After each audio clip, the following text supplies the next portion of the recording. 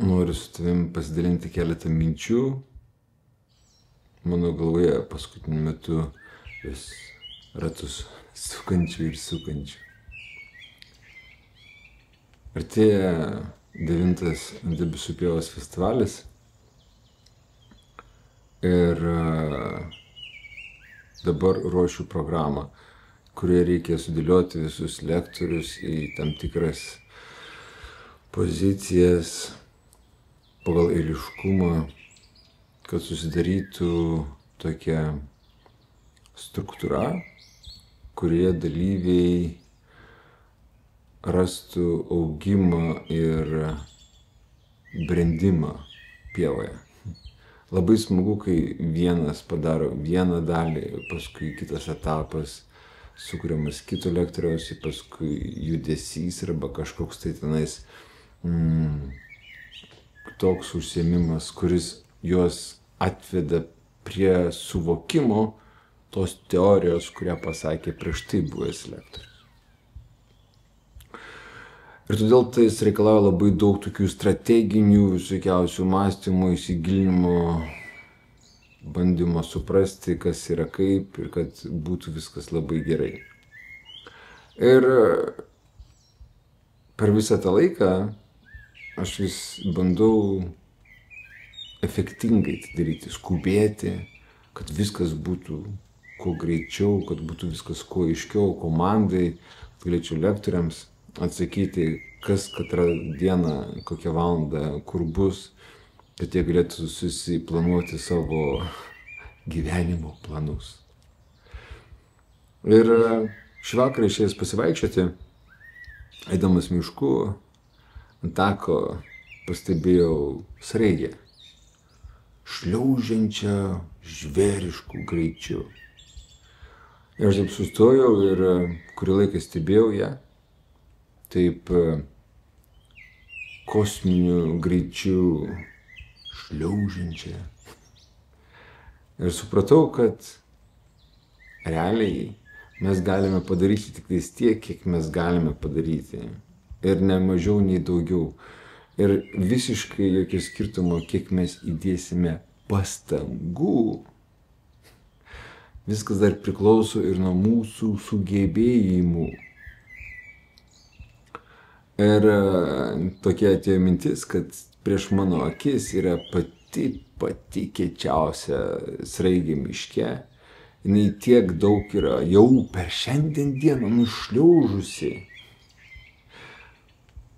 ko nenušliauž kitos sraigės per visą savo gyvenimą. Ir jinai tokia efektinga atrodo, tokia greita, tačiau mano akimis žiūrint, jinai vos juda. Ir tas pats vyksta ir su kai kuriais žmonėmis. Tai nereiškia, kad jie kažkaip ten sulūžę, defektuoti. Tiesiog tokia jų prigimtis. Jie gali tik tais tiek. Ir gali tik tais taip. Ir nepadės jų plakimas, kad tu pasistenk, tau reikia labiau. Greičiau, čia tokia strategija, tau padės pasiekti tavo tikslus. Kai iš tikrųjų žmogus ir taip jau atiduoda viską, ką gali, visus savo talentus ir sugebėjimus, bet jo greitis yra toks ir jis gali tik tais tiek.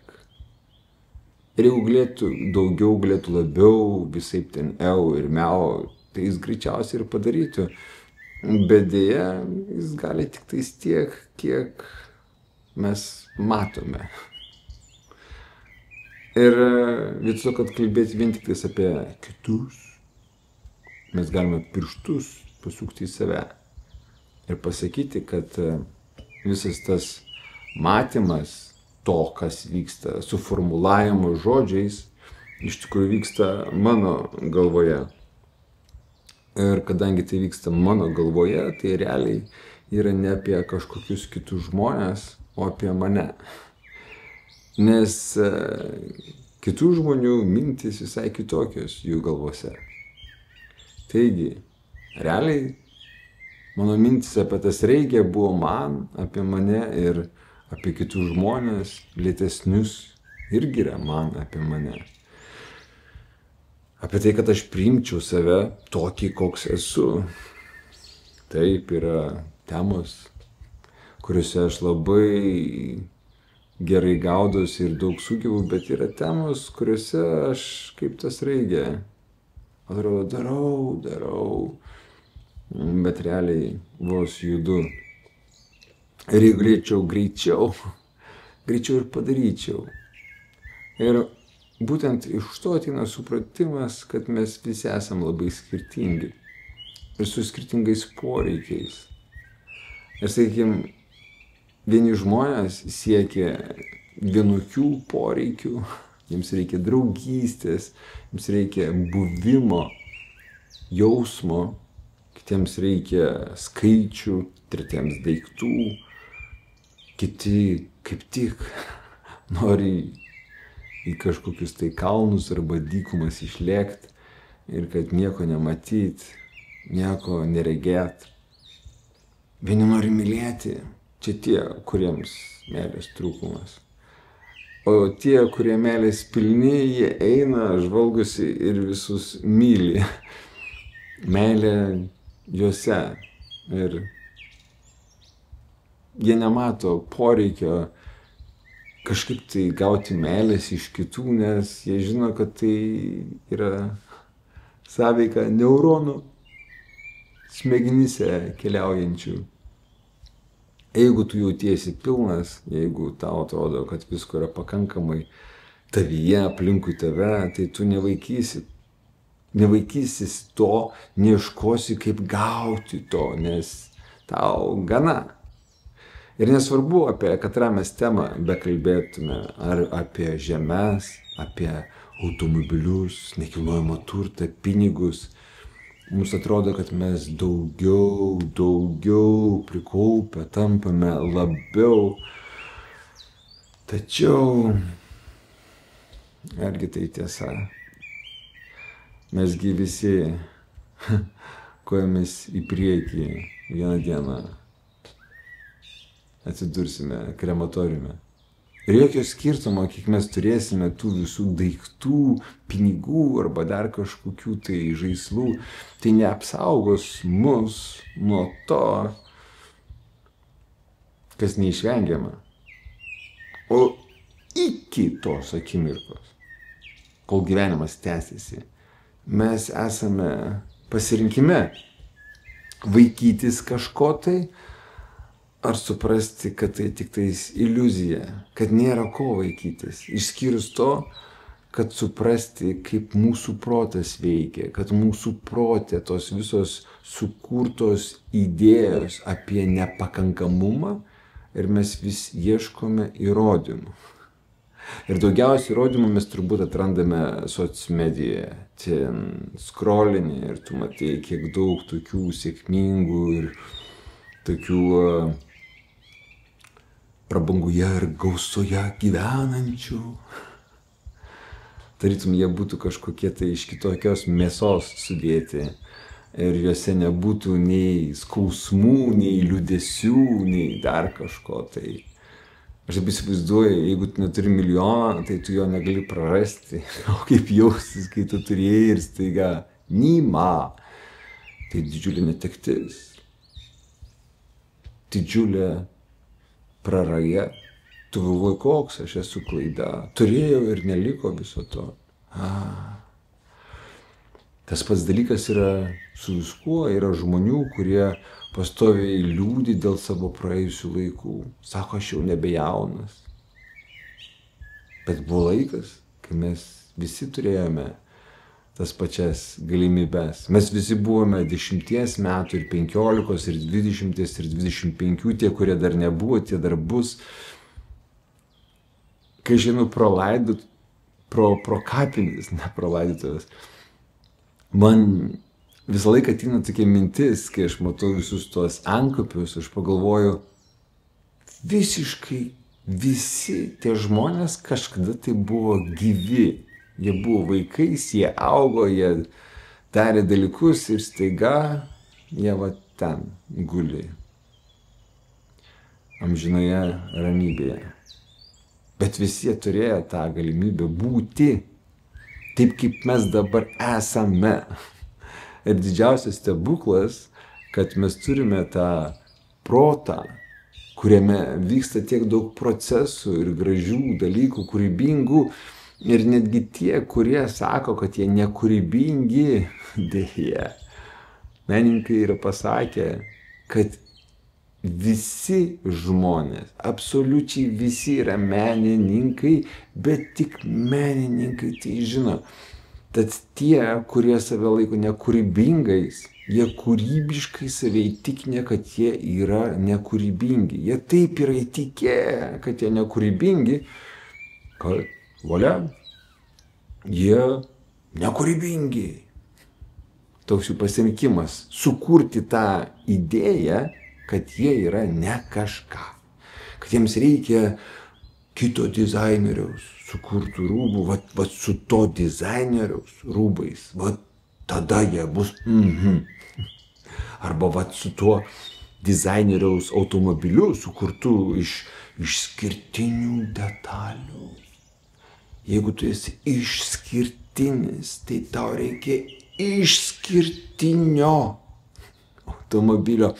Ir tada tu būni toks išskirtinis, visi mato tavo išskirtinumą ir tu išsiskiri iš visų kitų ir tada galvoji, aš pagaliau esu. Tarytum jis nebuvo prieš tai, tarytum tai nevyko kažkodėl tai. Ir vėl ateina dar vienas įrodymas, kad visa tai yra kūrybos dalis. Susikurti ir tikėti tuo, kad tai pavirstų tikrovę. Ir tu matai visus įrodymus tame. Tau reikia. Alksti, trokšti.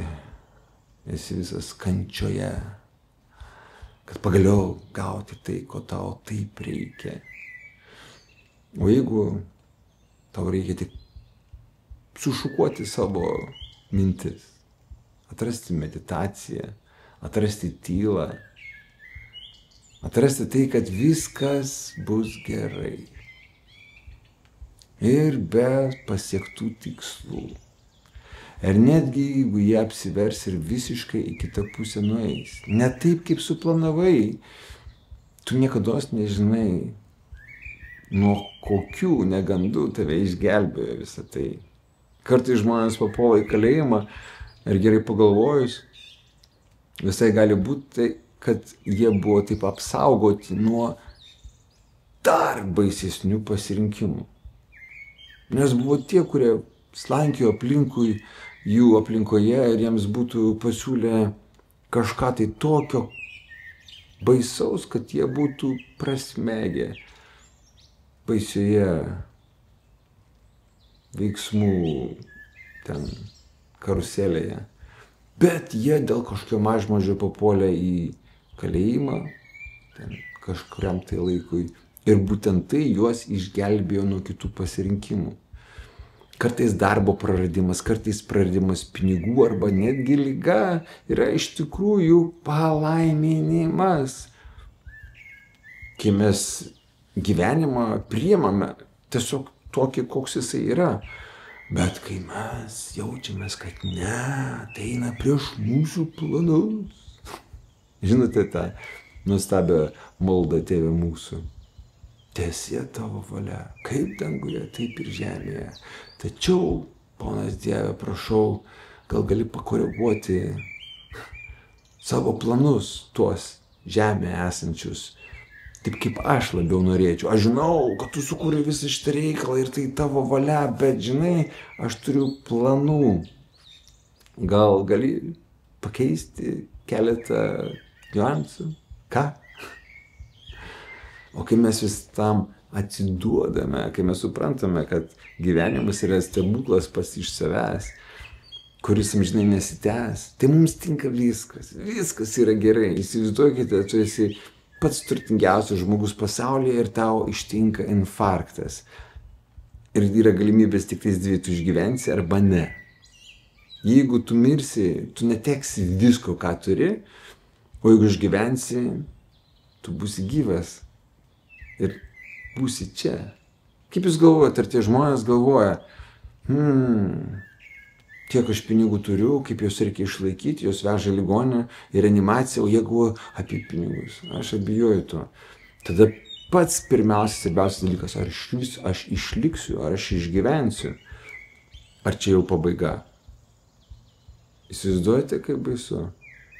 O jūs viso to neturite? Ne, aš ne apie milijonus, apie infarktus ir insultus visokius. Jūs turite sveikus kūnus, gal šiek tiek skaudančius, galbūt šiek tiek pavargusius, bet vis dar judančius, vis dar esančius, vis dar gyvenimą patiriančius. Koks gyvenimas nuostabus, kai tavi yra dėkingumas už tai, ką turi. Ne už tai, ką norėtum, o už tai, ką turi. Kai gali padėkoti savo likimui, savo tėvams, draugams, priešams. Už tai, kad jie sukūrė tokį nuostabų gyvenimą, kuriame tu atradai save. Gyvenimas puikus, ar ne?